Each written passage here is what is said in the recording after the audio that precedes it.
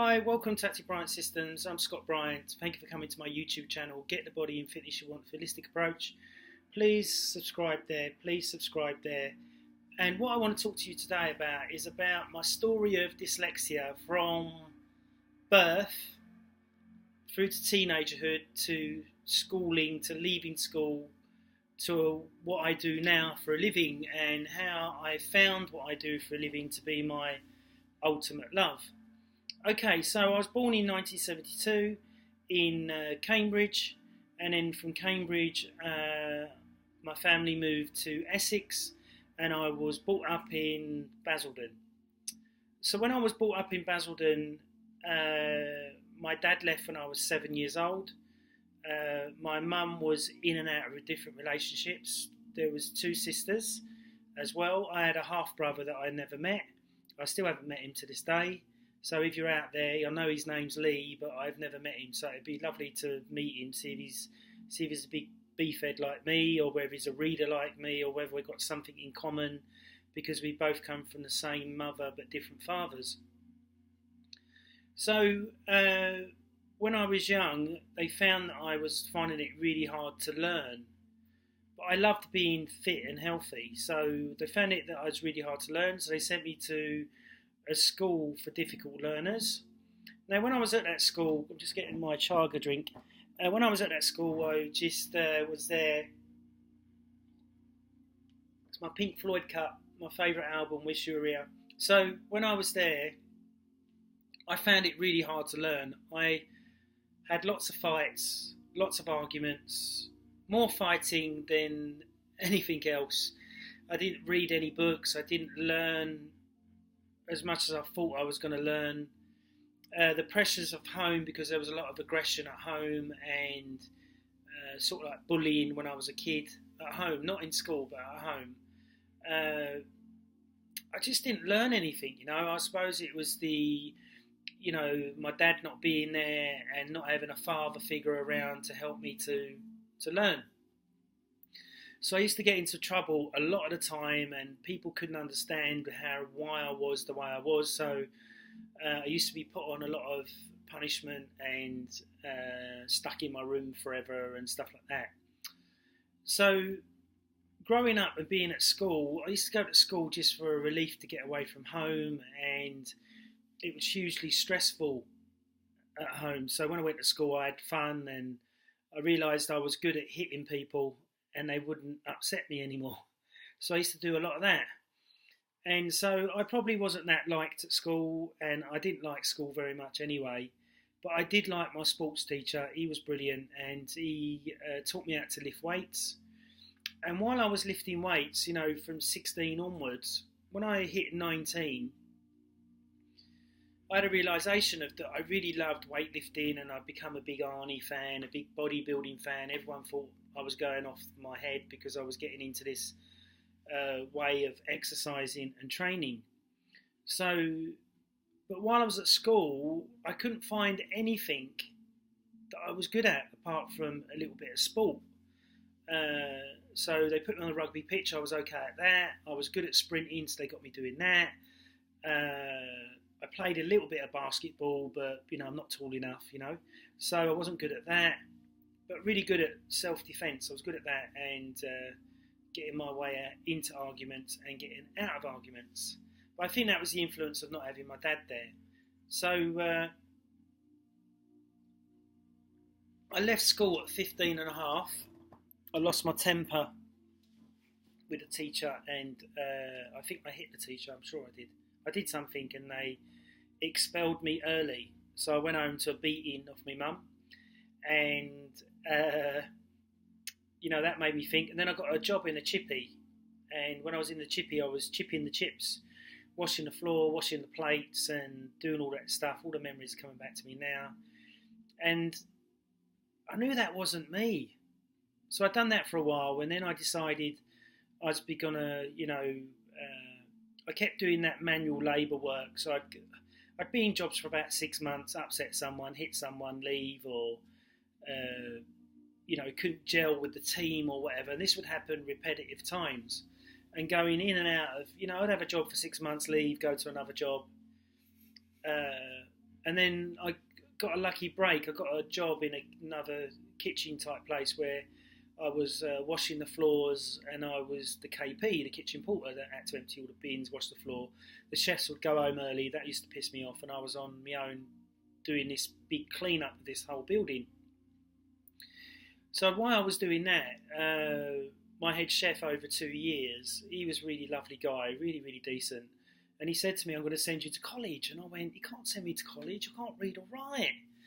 And he went, you'll be fine. You know, you just got to learn practical skills and they'll talk you through it. I know you can read a little bit because you've been reading them magazines about training and diet and all that stuff. So that was when I was 21, 22. So I went to Barking and Dagenham College and I studied catering, and I passed my 706-1 and my 706-2. So I was a qualified chef.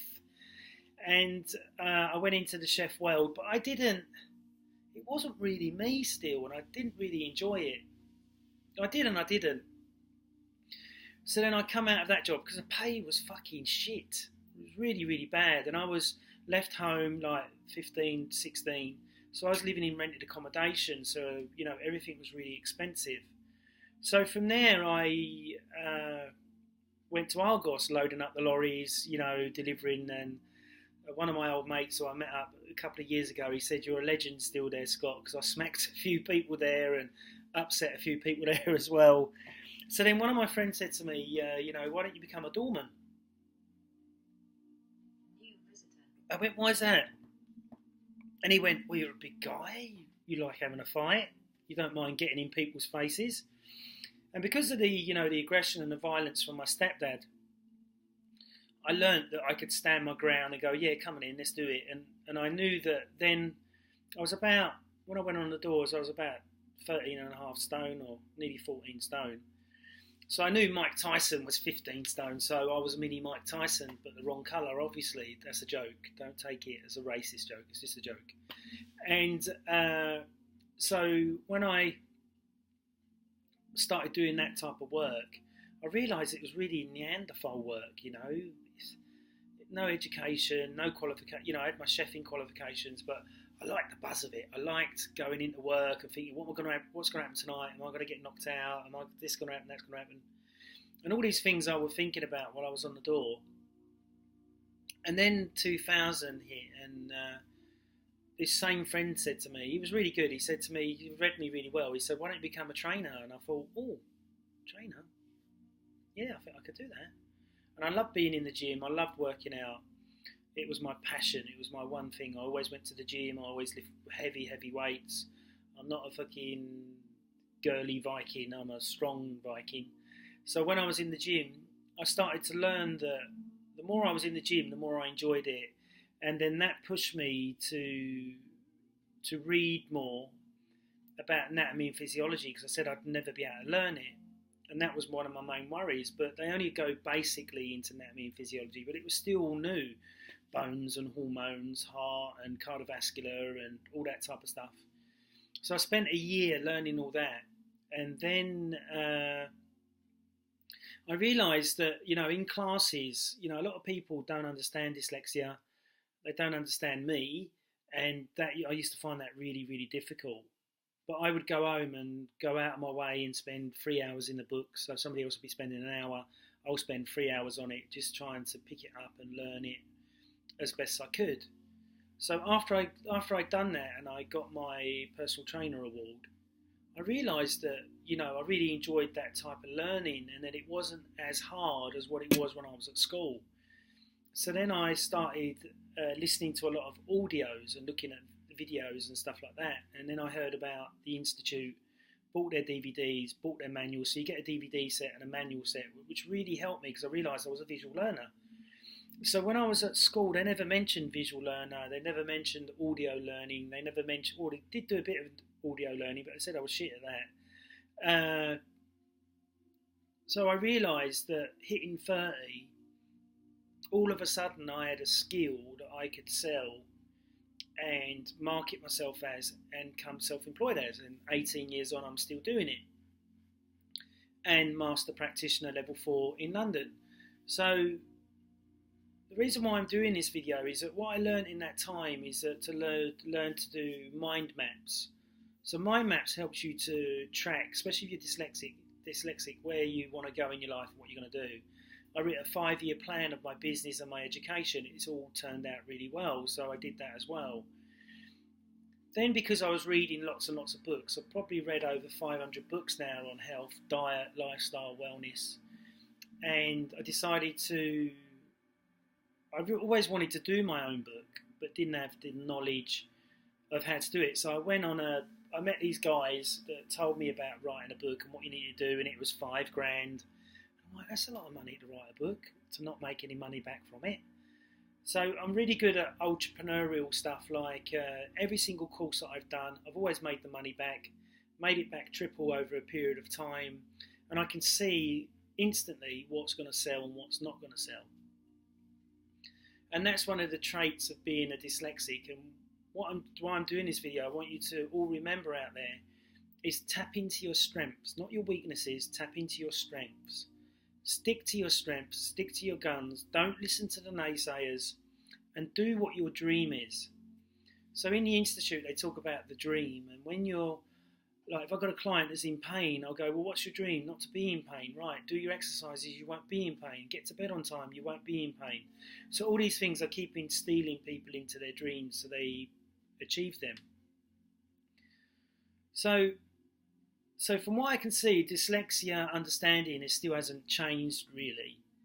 I went and had a dyslexic test about 9 years ago, and they said nothing had improved, but I know that my reading has improved, my maths has improved, and all that. Otherwise I wouldn't be running a successful business. Yeah, I still make mistakes, but everybody does, we're all human.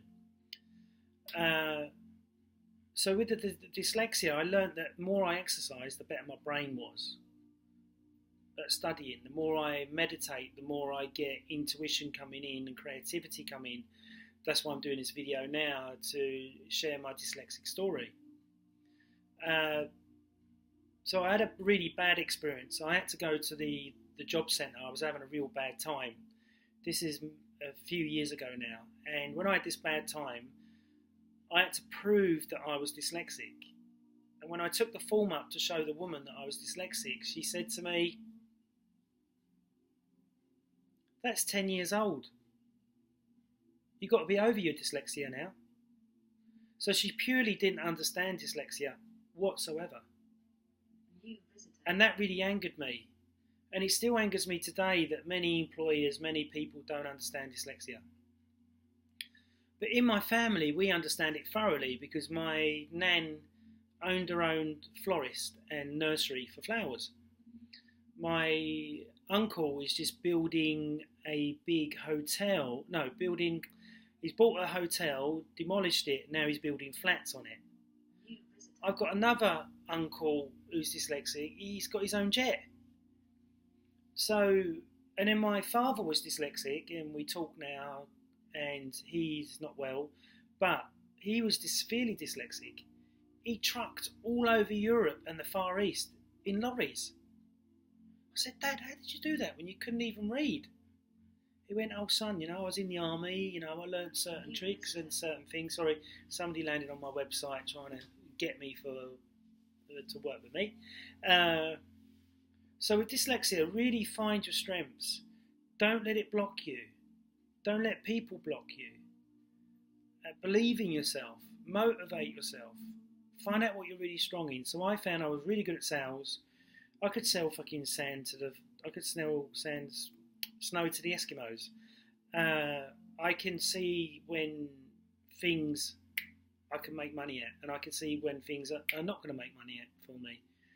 So I had a company ring me and they said, we want you to sell this product to your clients. It's a vibrating vest that makes them work out harder, but they only need to do it for 15 minutes. I went, oh, okay. So how much is the vest? So they said the vest is $5,000 to buy. So I've got to pay out $5,000 for something that I can only work clients out on 15 minutes for them to get an extreme workout, which they could do with a Swiss ball or with no exercise equipment, and it wouldn't cost me anything, and it wouldn't cost them anything. And I was like, well, it's not really going to work. And the guy went, why? I went, well, because I charge, £195 an hour for my time. So that's for an hour. So I'd have to halve my rate to get what I get in the hour compared to if I was training somebody for 15 minutes.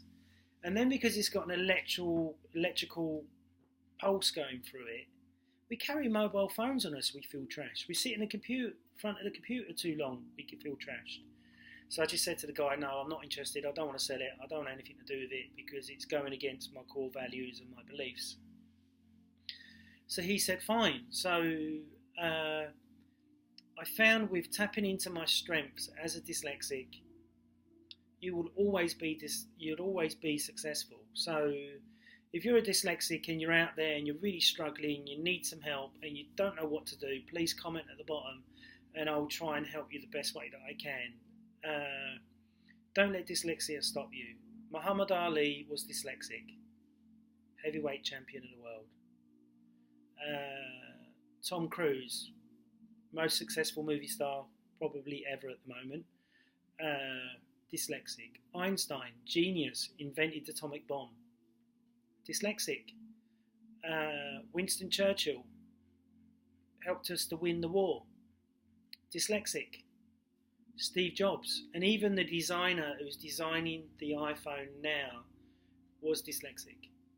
So don't let your dyslexia stop you. I was working with a client, was it last year, year before, and a whole family is dyslexic, and she was a very, very successful interior designer. So don't let your school or your teachers or your friends, oh, I know somebody else that owns a very huge, successful business kitchen company where they put in kitchens for you. Very successful, making lots and lots of money.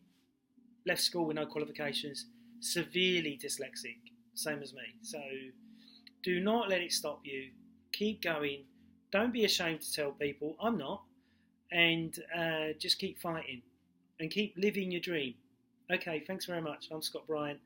Please like the video, please subscribe, please comment at the bottom, and please go to my YouTube channel because my new book will be out in 3 or 4 weeks' time, and when it is, I'll be running competitions so you get a free copy. Okay, thanks very much. Thank you for listening to me today. Have a wonderful day or evening, whatever time you're on. Please subscribe, please like. Thank you. Bye-bye.